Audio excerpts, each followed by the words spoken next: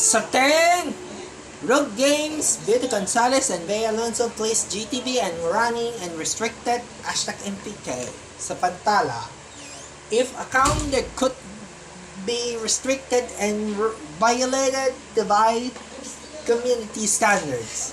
Ang GTV, ang Rogue Games na violation na yun.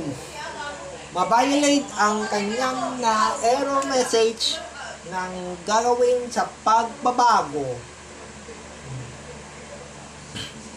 na mahalala ang gagalit sa mga paghahala ng paghaharap na hindi pinalagot sa pag-asantya.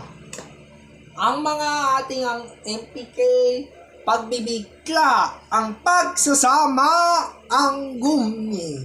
Ang Rogue Games ay dinilan ng pagbabago ang Legend of Legends. Pinulang ang Rogue Games na pumungin ng Rogue Games na itutula.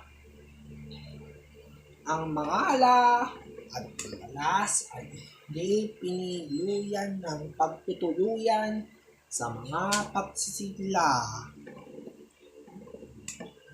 Sa mga nagbabago, umikli ang kinilagaw at umayos ang pagpapasko ang malala para sa pagtitigisan na pagtitig.